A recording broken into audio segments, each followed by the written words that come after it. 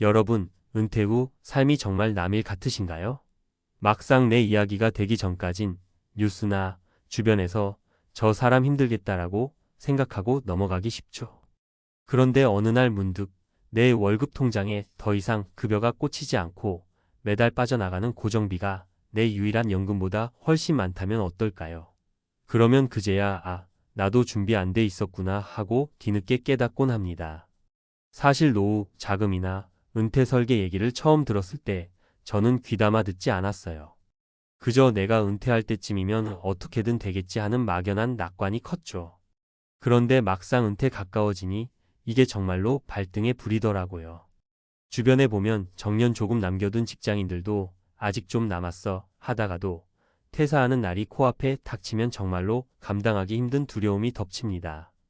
오늘은 그 두려움이 현실이 된 월 78만 원으로 버틴 60대 1인 가구의 이야기를 나눠볼까 합니다. 이름이나 구체적인 상황은 조금씩 달라도 이 사례들은 우리가 곧 맞닥뜨릴 수도 있는 충격적인 노후 생활과 밀접하게 이어져 있어요. 혹시라도 여러분께서 나는 저 사람과 다르니까 상관없겠지라고 생각하신다면 딱 한 걸음만 물러나서 들어보셨으면 좋겠어요. 남일 같아 보여도 이 이야기가 결코 남일만은 아닐 수 있거든요. 아무리 겁나고 두려워도 알아야 준비할 수 있습니다. 그럼 은퇴 후 1인 가구 생활비 78만 원으로 살아가는 사람들의 실제 사례, 그리고 그 속에서 우리가 배울 점은 무엇인지 한번 살펴볼게요. 1. 고정 지출은 여전한데 소득은 뚝 떨어진 사례. 사례 A. 월세와 생활비, 연금으론 어림도 없어요. 저 예전에 같은 회사에서 30년 가까이 일했어요. 퇴직하고 나면 집이라도 있으면 괜찮을 줄 알았죠. 근데 내 집 마련은 못했고 전세로 살다가 전세금이 조금씩 올라도 뾰족한 수가 없었어요. 결국 퇴직하면서는 전세 빼고 이리저리 옮겨 다니느라 월세살이가 됐고요. 현재 연금이 월 70만 원 정도 나오는데 월세 40만 원 내고 공과금, 통신비, 식비 생각하면 거의 바닥이더라고요. 추가로 아르바이트라도 하려고 하는데 나이가 드니까 잘 써주지도 않네요.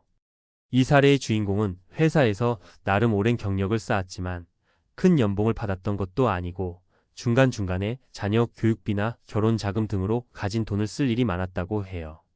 게다가 마지막에 회사가 어려워져서 퇴직금도 기대에 못 미쳤고요. 그래서 남은 건 국민연금과 얼마 되지 않는 퇴직금뿐이었던 거죠.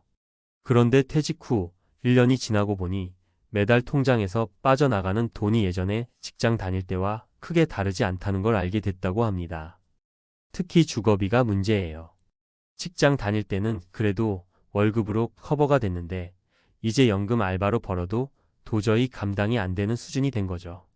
매달 초에 월세 이체만 하면 진짜 남는 돈이 얼마 없어 하루하루 허리 졸라매고 살아가야 한답니다.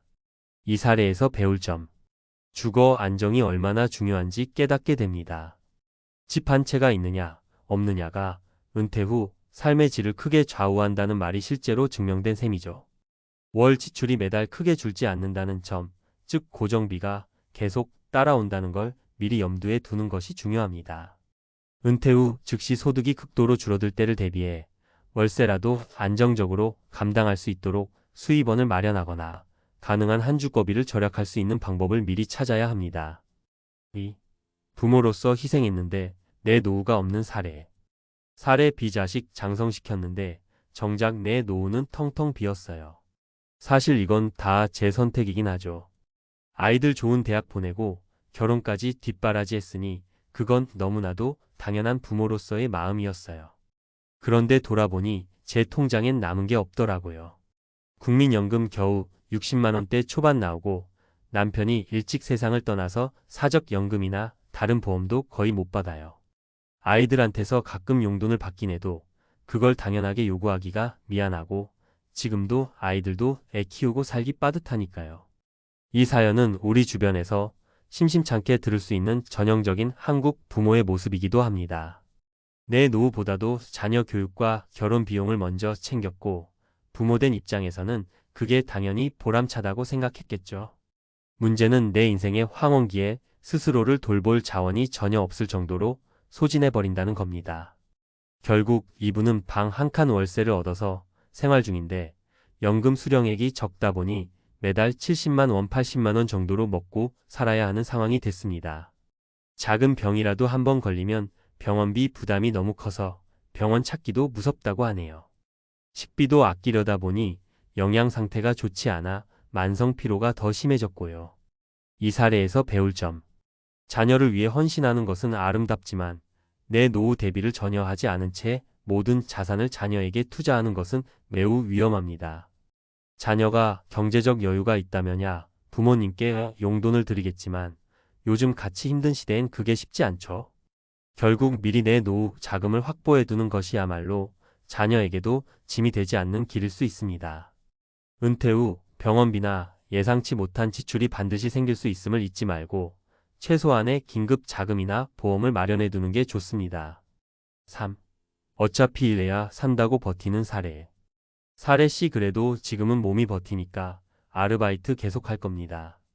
저는 나이 60 넘어서도 백수라는 말 듣기 싫어서 편의점 알바도 해보고 경비직도 해봤어요. 물론 쉬운 일은 아니었죠. 그래도 한 달에 70만 원 가까이 연금이 나오니까 알바로 30만 40만 원만 더 벌어도 한 달에 100만 원 정도를 손에 쥐니 어떻게든 버틸만 했습니다. 문제는 제가 언제까지 일을 할 수 있냐는 거예요. 하루 서너 시간씩 서 있는 것도 허리가 아프고 관절도 안 좋다 보니 체력적으로 한계가 오거든요. 그런데 일을 안 하면 당장 생활이 안 되니 쉬지 못하고 계속 해야죠. 이 사례의 주인공은 그래도 몸이 부지런하고 건강하여 은퇴 후에도 일을 이어가는 유형입니다. 당장 소득이 적더라도 이번 달은 조금 더 일해서 전기세라도 내야지 같은 식으로 생활비를 조금씩 메꿔 나가는 거죠. 한편으로는 언제까지 버틸 수 있을까? 라는 불안감이 늘 따라 붙습니다. 사실 이건 일종의 자발적 비자발적 노동입니다. 일하고 싶은 분들도 있지만 몸이 아파도 일을 안 하면 당장 먹고 살 돈이 부족하니 쉬고 싶어도 못 쉬는 거예요. 60대, 70대에도 노동시장에서 일을 계속할 수 있다면 다행이지만 만약 어디 하나 크게 아프거나 시장 상황이 변해서 일자리가 사라지면 그때부터는 심각한 생존 문제로 이어집니다. 이 사례에서 배울 점. 은퇴 후에도 계속 일할 의지가 있다면 좋지만 건강이라는 전제 조건이 필수라는 점.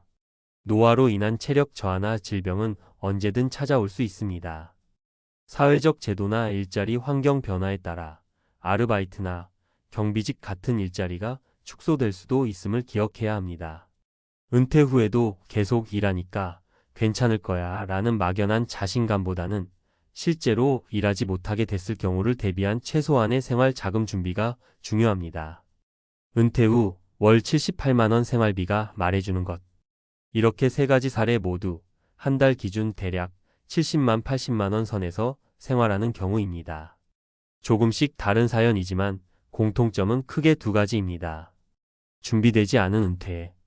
젊을 때부터 노후 대비를 했다면 매달 150만 원, 200만 원 정도는 그래도 손에 쥘 수 있는 구조를 만들었을 수도 있어요. 국민연금이든 사적연금이든 개인저축이든 여러 경로로 말이죠. 하지만 대부분 나중에 어떻게든 되겠지 하는 마음으로 긴 시간을 보내다 보니 정작 은퇴가 코앞에 닥쳤을 때 크게 당황하게 됩니다. 예상치 못한 지출, 계속되는 고정비. 은퇴하면 생활비가 확 줄어들겠지라고 기대하지만 기본적인 주거비와 식비, 공과금, 통신비 등은 크게 줄지 않아요. 오히려 시간이 많아지면서 교통비나 병원비, 취미활동비 등 새로운 지출이 생길 수도 있고요. 게다가 월세 또는 전세 자금 마련과 같은 주거 문제가 해결되지 않은 경우 직장 다닐 때보다 더 빠듯해질 수밖에 없습니다. 나도 은퇴 후 한 달에 78만 원으로 살아야 하나? 미리 준비해야 할 것들. 국민연금 확인 앤드 사적연금, 개인연금 가입 여부 점검. 주변에 보면 국민연금 수령액이 자신이 기대한 것보다 훨씬 낮아서 깜짝 놀라는 분들이 많아요. 먼저 내 예상 연금 수령액이 얼마인지 정확히 확인해야 합니다. 그리고 부족분이 있다면 추가로 사적연금이나 개인연금을 검토해야 해요. 주거비 안정. 가능하다면 60대 이전의 주거 환경을 안정적으로 마련하는 게 좋습니다. 내 집이 있으면 좋겠지만 여의치 않으면 월세를 최소화할 수 있는 지역이나 주거 복지 제도를 찾아보는 것도 방법이죠. 건강관리로 미래 의료비 절약. 60대부터는 병원비가 확 늘어나는 시기입니다. 미리 건강검진이나 적절한 운동, 식생활 개선 등을 통해서 미래에 갑자기 발생할 의료비 부담을 줄일 수 있어요. 그리고 실손보험이나 맞춤형 보험 가입도 검토해 볼 필요가 있죠. 자녀 지원과 내 노후 준비의 균형 잡기. 한국 부모님들이 많이 놓치는 부분인데 자녀에게 모든 걸 지원하고 나면 정작 내 노후가 험난해지는 경우가 많습니다. 자녀 교육이 중요하지만 동시에 나도 노후의 경제적 자립을 지키기 위해 일정 금액은 반드시 확보해 둬야 합니다. 노인 일자리 및 사회적 제도 활용. 정부나 지방자치단체에서 노인 일자리 사업이나 기초연금, 각종 복지 제도를 운영하고 있죠. 미리 알아보면 뜻밖의 혜택을 받을 수도 있어요. 60대 이후에도 사회 참여를 이어가면서 무언가 소득을 보충할 길을 찾을 수 있습니다. 한 번 더 생각해 보기. 은퇴 후 월 78만 원으로 버티는 삶을 남일이라고 치부하지 않았으면 해요. 지금은 월급이 조금 괜찮고 가정 형편이 그리 나쁘지 않은 것 같아 보여도 예기치 못한 일로 소득이 사라지고 지출만 남으면 일순간에 빈곤층으로 전락할 수 있거든요. 특히 1인 가구라면 더 외롭고 힘든 상황에 빠질 위험이 큽니다.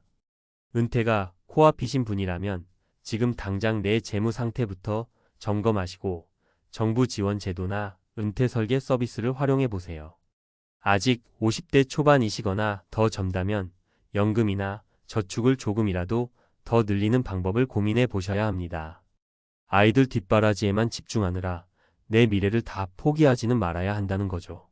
물론 나는 열심히 일하고 가능하면 평생 일하면서 살 거야 라고 생각하실 수도 있지만 우리의 건강이나 노동 환경은 언제 어떻게 바뀔지 모른다는 점을 잊지 마셔야 해요. 60대 이후에는 조금만 아파도 병원비가 확 늘어나거나 체력이 달려서 일을 오래 못할 수도 있으니까요. 마무리하며 은퇴라는 말만 들어도 막연히 겁부터 나는 분들 많으실 거예요. 그런데 이 시기를 좀 더 현명하고 건강하게 맞이하려면 일단 현실을 직시해야 합니다. 월 78만 원으로 버틴다는 말이 결코 과장이 아니고 지금 이 순간에도 그런 삶을 사는 이웃이 적지 않다는 사실을 받아들이는 것부터 시작이죠. 저는 개인적으로 은퇴 준비의 핵심은 내가 스스로를 책임질 수 있는 최소한의 안전장치라고 생각해요. 그 안전장치를 지금부터 하나씩 만들어가면서 필요하다면 자녀나 지인 혹은 전문 상담사들의 도움을 받는 것도 좋습니다. 은퇴 후에도 인간다운 생활을 누리려면 결국 미리 알았던 작은 대비가 우리를 구해줄 때가 많거든요.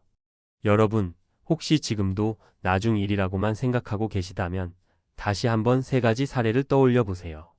내가 준비하지 않으면 저 3사람 중 한 명이 언젠가 나가 될 수도 있으니까요. 가장 늦었다고 생각하는 지금이 가장 빠른 준비가 필요한 순간일지도 모릅니다. 그러니 두려운 마음이 드시더라도 한 발짝씩 시작해 보세요. 작은 것부터라도 준비하고 알아보고 움직이는 게 나중에 큰 후회를 막는 길이 될 겁니다. 늘 건강하시고 또 조금 더 풍요로운 은퇴 생활을 위해 함께 힘내보자고요. 감사합니다.